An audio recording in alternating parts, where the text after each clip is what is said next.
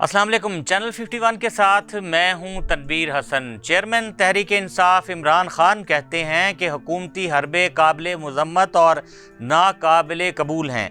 आज़ादी मार्च से पहले पंजाब और सिंध पुलिस ने तहरीक इंसाफ के कारकुनों के घरों की हुर्मत पामाल ख़ानदानों को हिरासा किया। साबिक वज़ीर आज़म इमरान खान का ट्विटर पर इजहार ख्याल में कहना था कि लॉन्ग मार्च के दौरान आइन और सुप्रीम कोर्ट के अहकामात की धज्जियां उड़ाई गईं। इम्पोर्टेड हुकूमत की पुलिस ने पुरअमन मुजाहिरीन पर बर्बरियत की। इससे कबल इमरान खान ने लॉन्ग मार्च रोकने के ख़िलाफ़ सुप्रीम कोर्ट जाने का ऐलान किया था। उनका कहना था कि सुप्रीम कोर्ट हमें बता दे क्या पुरअमन एहतजाज जमहूरी पार्टी का हक है या नहीं। अदालत से एहतजाज की क्लियरेंस मिल जाए तो दावा करता हूं कि इतने लोगों को बाहर निकालूंगा कि पहले कभी नहीं निकले होंगे। उन्होंने हुकूमत पर तनकीद करते हुए मज़ीद कहा कि शहबाज शरीफ हुकूमत ने 30 रुपये पेट्रोलियम मसनूआत की कीमतों में इजाफा कर दिया।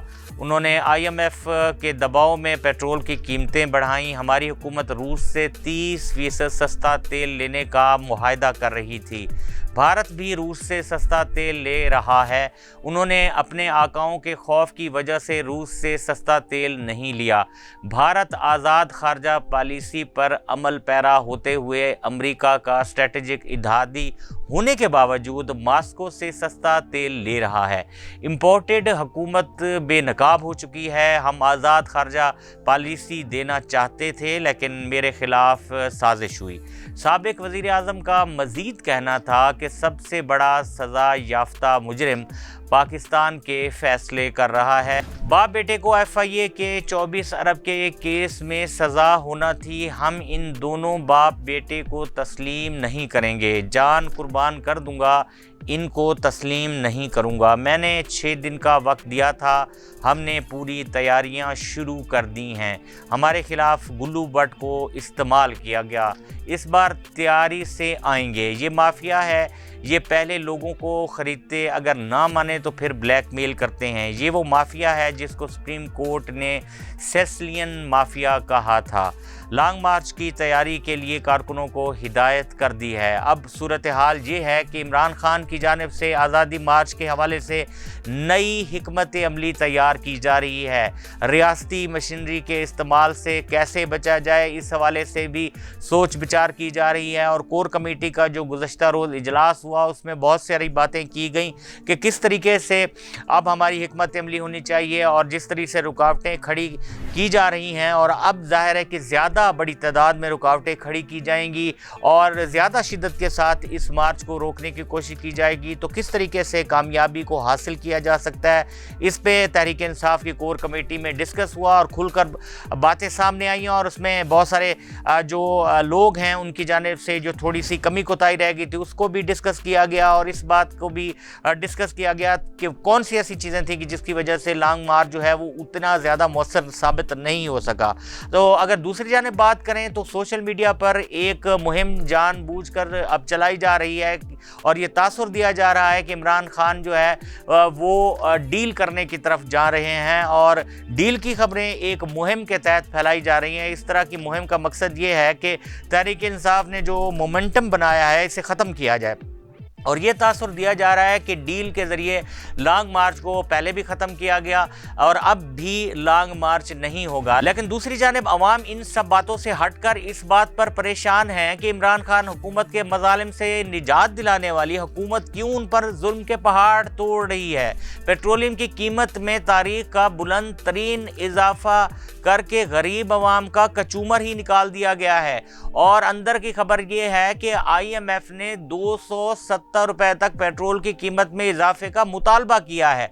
और ये भी कहा है कि जो सब्सिडी दी गई थी पेट्रोलियम मसनूआत की कीमतों पर उसे बातदरीज कम किया जाए और जो कीमतें हैं उनको 270 रुपए फ़ी लीटर की सतह पर ले जाया जाए। और इसी तरीके से बिजली की कीमतों पर दी जाने वाली सब्सिडी को भी बातदरीज कम کرنے کا مطالبہ کیا گیا ہے اور اس سبسڈی کو بھی بتدریج کم کیا جائے گا اور فی یونٹ جو قیمت ہے بجلی کی اس میں اضافہ کیا جائے گا، جس کے بعد میرا خیال یہ ہے کہ عام آدمی کے لیے بجلی کا بل ادا کرنا بھی مشکل ہو جائے گا۔ اور اب بات کریں کہ پیٹرول کی قیمتوں میں اضافہ اور بڑھتی مہنگائی پر عوام نے اپنا رد عمل دینا شروع کر دیا ہے۔ کل بہاولپور میں مسلم لیگ نون نے جلسے کا انعقاد کیا جس سے مریم نواز نے خطاب کیا۔ جی ہاں، یہ وہی بہاولپور ہے جسے نواز شریف اپنا دوسرا گھر کہتے ہیں اور اسی شہر کے سادہ لو عوام کو بہاولپور صوبہ کی بحالی کا وعدہ بھی شہباز شریف نے اپنے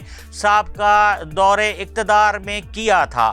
وہاں کیا ہوا یہ بتاتے ہیں۔ بہاولپور میں موجود صحافیوں کے مطابق جس جگہ جلسہ کیا گیا اگر وہ کھچا کھچ بھی بھر جائے تو 10,000 سے زیادہ لوگ وہاں آ ہی نہیں سکتے۔ نوبت یہاں تک پہنچ گئی کہ مریم نواز نے پروگرام کے مطابق 7 بجے جلسے سے خطاب کرنا تھا، لیکن 8:30 بجے تک سٹیج سے اعلان ہوتے رہے کہ مریم نواز چند لمحوں میں آنے والی ہیں تاکہ لوگ جلدی سے جلسہ گاہ میں آ جائیں، لیکن پھر بھی کچھ نہیں ہوا۔ پھر جلسے کو مزید لیٹ کر دیا گیا تاکہ پنڈال کو بھرا جا سکے، لیکن جب کچھ بھی نہ بن پڑ پایا تو پھر انہوں نے مریم نواز کو سٹیج پر بلا لیا، اس جلسہ گاہ میں پنڈال میں پہنچ گئیں اور وہاں پر آ کر انہوں نے خطاب کیا۔ میں یہاں پر یہ بتاتا چلوں کہ بہاولپور ہمیشہ سے مسلم لیگ نون کا گڑھ رہا ہے، لیکن سابقہ الیکشن میں بازی پلٹ گئی تھی۔ یہاں سے ملک فاروق اعظم جن کا تعلق پاکستان تحریک انصاف سے ہے MNA منتخب ہوئے تھے۔ اسی طرح مسلم لیگ نون کو MPA کی ایک نشست ملی تھی شہر سے، اور اب ایسا لگتا ہے کہ بہاولپور آج بھی 2018 والی صورتحال پر کھڑا ہے۔